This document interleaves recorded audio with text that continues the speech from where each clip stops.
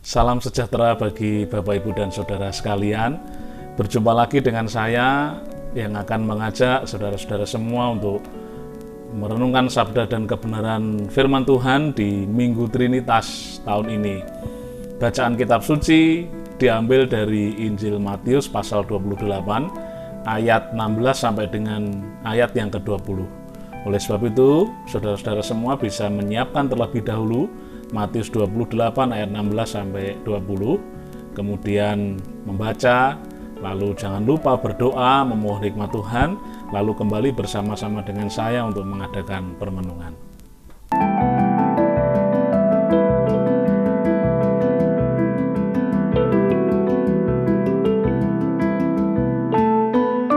Yesus pada waktu itu membawa para murid untuk menyaksikannya terangkat ke surga.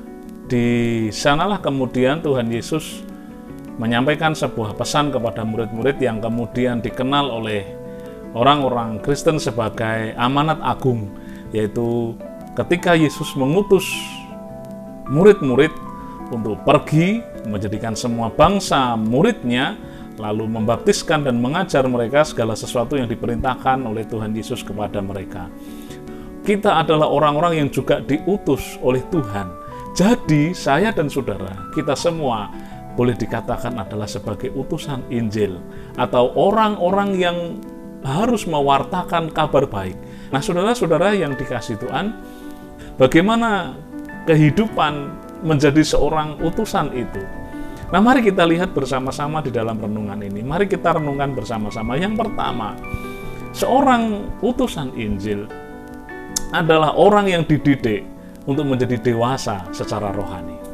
Saudara-saudara perhatikan, bisa dilihat di dalam ayat yang ke-18, Yesus berkata demikian, "Kepadaku telah diberikan segala kuasa di surga dan di bumi." Ayat 19, "Karena itu pergilah." Pergilah.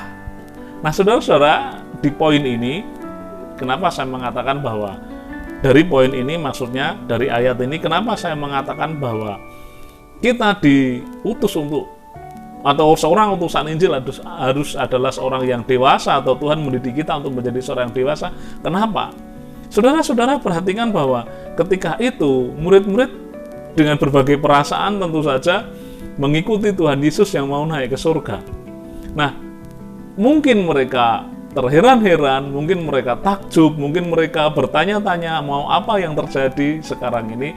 Dan Yesus tahu, bahkan ada beberapa di sana dikatakan ayat 17, orang-orang menyembahnya tapi beberapa orang ada yang ragu-ragu. Nah, kita lihat bersama-sama, Yesus tahu itu lalu berkata begini, "Pergilah." Pergilah. Artinya setelah aku naik ke surga ini, kata Tuhan Yesus, saatnya kalian akan pergi, kalian akan berjumpa dengan banyak orang dari segala bangsa, akan menjumpai begitu banyak suasana. Artinya kamu akan berjumpa dengan orang-orang, dan pewartaan kabar baik ini bukan hanya saja untuk kalian, tetapi untuk banyak orang. Dan perhatikan ketika di dalam Kisah Para Rasul pasal 1, Tuhan Yesus berkata, "Kamu akan menerima kuasa kalau Roh Kudus turun ke atas kamu, dan kamu akan menjadi saksiku dari Yerusalem sampai ke ujung bumi." Kan begitu. Nah, artinya Tuhan Yesus berkata bahwa semua murid, saya dan saudara, utusan-utusan ini akan berjumpa dengan banyak orang. Pergilah, begitu. Nah, saudara-saudara, di dalam pergilah ini, saya membayangkan begini. Ketika dulu saya dilepas oleh orang tua saya, oleh ayah saya untuk pergi sekolah di luar kota, artinya terpisah dari mereka, saya dilepas untuk pergi ke luar kota. Saya bersekolah di sana, memanajemen diri di sana, belajar untuk mengelola diri, untuk mandiri. Saya dilepas. Artinya apa? Saya diajar untuk memasuki sebuah kehidupan baru di kota yang baru, dengan relasi yang baru, dengan orang-orang yang baru, dengan situasi yang baru. Nah, saya terpisah dengan orang tua. Tetapi ayah saya, orang tua saya, kan tidak terus kemudian terpisah sebagai ayah, sebagai anak, lalu selesai putus hubungannya, kan tidak. Relasi antara saya dengan ayah saya kan saya masih anaknya. Dan saya percaya bahwa relasi itu terjalin karena saya percaya yakin bahwa ayah saya, orang tua saya mendoakan saya. Itulah relasinya. Tetapi saya dilepas. saya diawasi, saya dibekali, saya dididik untuk kemudian mandiri, menyiapkan kehidupan yang baru nanti ketika saya menjelang dewasa. Nah, saya membayangkan begitu. Yesus berkata, pergilah. Kamu akan berjumpa dengan banyak orang sesuai dengan komunitasmu di mana kamu berada. Nah, dan Yesus terangkat ke surga, tetapi kan tidak terpisah seperti gambaran saya tadi, bahwa Yesus menjanjikan penolong yang lain, yaitu penghibur relasi kita dengan Bapa masih, relasi kita dengan Tuhan Yesus masih. Tetapi Dia ada di sana, kita di sini, dan Yesus memberkati kita dengan Roh Kudus. Nah, seperti itu, maka kemudian seorang utusan itu harus dewasa. Seorang utusan itu mandiri dalam pengertian dewasa rohani, mengerjakan pelayanannya secara mandiri. Kita dididik seperti itu, berinisiatif secara dewasa, kemudian mengerjakan pelayanan itu.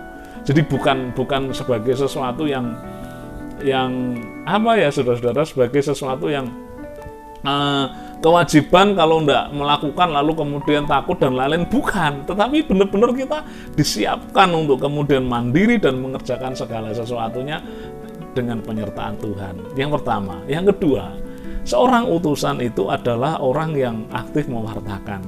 Yesus berkata, kepadaku telah diberikan kuasa, di segala kuasa di surga dan di bumi. Pergilah, perhatikan, jadikan semua bangsa muridku, baptislah mereka dalam nama Bapa, Anak, dan Roh Kudus, dan ajarlah mereka melakukan segala sesuatu yang kuperintahkan kepadamu. Nah, ketika kita pergi, ketika kita berjumpa dengan banyak orang, ketika kita mewartakan kabar kesukaan itu kepada banyak orang, di sana ada tugas pewartaan. Jadikan semua bangsa muridku, baptis, dan ajarkan. Nah, saudara, saya menganggap ini sebagai satu paket pewartaan yang itu terwujud nyata melalui pemberitaan kita, pewartaan, ucapan kita, juga melalui gaya hidup kita, melalui tindakan kasih kita, melalui bagaimana kita memberitakan kasih Kristus melalui seluruh kehidupan kita. Artinya kehidupan kita ini ya pewartaan. Dan bagaimana orang mengenal kasih Kristus melalui kasih kita. Bagaimana orang mengenal atau melihat cinta kasih Tuhan melalui perbuatan, melalui kehidupan kita. Dan juga melalui penjelasan dan pewartaan kita. Nah, lalu bagaimana kalau ada orang yang kemudian di sini dikatakan bertobat dan menerima tugas kita untuk memuridkan? Bagaimana kalau ada orang yang kemudian menyerahkan diri kepada Tuhan? Tugas kita untuk memuridkan, tugas kita untuk mengajar, tugas kita untuk memberitakan, tugas kita untuk membuat dia juga menjadi utusan, mengajar atau mendidik orang itu atau memuridkan supaya dia juga mewartakan kasih Kristus seperti kita mewartakan kasih Kristus. Seperti panjenengan dan saya memperoleh pewartaan ini dari mana? Mungkin dari orang tua kita, mungkin dari didikan orang tua, ayah ibu kita, mungkin dari pengalaman rohani kita, mungkin dari pewartaan suami atau istri kita atau siapa saja. Lalu kita menerima keselamatan itu. Nah, sekarang ketika kemudian ada orang yang bertobat dan menerima Tuhan Yesus, bukankah kita juga harus memuridkan dia supaya dia juga mewartakan? Nah, ini satu pekerjaan paket yang kita tidak bisa lepaskan. Lalu kemudian kita mewartakan kasih Tuhan selesai begitu saja, tidak. Tetapi ada follow up, ada tindak lanjut, ada satu kelanjutan tindakan di mana kita juga harus mewartakan mendidik orang atau mengajarkan orang itu firman Allah supaya dia juga bertumbuh, supaya dia juga menjadi dewasa secara rohani seperti kita. Juga dia menjadi seperti dikatakan di poin yang pertama adalah orang yang didewasakan secara rohani. Kemudian yang ketiga, saudara-saudara, wah, bagaimana melakukannya, Pak? Saudara-saudara, ketika Tuhan Yesus memanggil Petrus, kamu akan kujadikan sebagai penjala manusia. Mungkin Petrus bingung, penjala manusia itu seperti apa? Apa kalau ada orang lewat lalu dilempari jala begitu, apakah seperti itu? Kan tidak. Saya yakin Petrus bingung. Ini aku disuruh ngapain ini sama Tuhan? Menjadi penjala manusia. Benar, dia seorang nelayan, dia menjala ikan, tapi sekarang menjala manusia. Nah, kemudian ada satu titik di mana Yesus meminta perahu Petrus, menyuruh Petrus menolakkan perahu itu, dan Yesus berdiri mengajar di sana di pantai. Disitulah Petrus baru paham, oh, ini perahu saya dipakai Tuhan Yesus untuk mengajar banyak orang. Menjadi penjala manusia artinya apa yang ada dalam diri saya digunakan untuk pekerjaan Tuhan. Nah, setelah itu kemudian dengan perahu itu pula Yesus mengadakan mukjizat di tengah danau. Yang luar biasa adalah itu perahu Petrus. Jadi saya melihat bahwa melakukan pekerjaan Tuhan itu adalah dari apa yang kita punya. Menjadi penjala manusia itu adalah bagaimana kita mewartakan kasih itu kepada semua orang. Pergilah tadi ya kan saudara, kamu akan ketemu dengan banyak orang di lingkunganmu dari latar belakang yang berbeda, dari situasi yang terjadi saat itu di lingkungan kita. Lalu kemudian kita mewartakan kasih Tuhan dengan apa ya? Dengan apa yang kita punya. Jangan berkata kemudian itu kan tugasnya penginjil, tugasnya pengkhotbah, tugasnya pendeta, tugasnya majelis. Bukan tugas kita. Bahwa saya dan saudara adalah orang-orang yang siapapun Anda, apapun profesinya, apapun latar belakangnya, dipanggil untuk mewartakan kasih Tuhan melalui apa yang kita punya. Petrus menggunakan perahunya untuk pekerjaan Tuhan. Setelah Tuhan berkata, kamu akan kujadikan penjala manusia. Tuhan memakai saya dan saudara dengan apa yang Anda punya, dengan apa yang kita punya, dengan apa yang kita bisa. Dan melalui apa yang kita bisa itu kita mewartakan kasih Kristus. Kita mewartakan Tuhan melalui kehidupan kita yang nyata dan real dilihat orang di pekerjaan kita, di tempat kita melayani, dimanapun kita berada. Dan kemudian ketika kita bertanya, loh, seperti terus bagaimana? Bagaimana saya bisa melakukan itu, saudara? Jangan takut, jangan khawatir. Yesus berkata begini di dalam ayat yang ke-20 bagian terakhir, aku menyertai kamu senantiasa sampai kepada akhir zaman. Aku menyertai kamu, kata Tuhan. Siapa? Yesus. Yesus yang mana? Yang telah diberikan segala kuasa di surga dan di bumi, ayat 18. Dia yang datang dari Bapa, dia yang diutus oleh Bapa. Dia juga yang mengutus saya dan saudara. Dia dan Bapa adalah satu.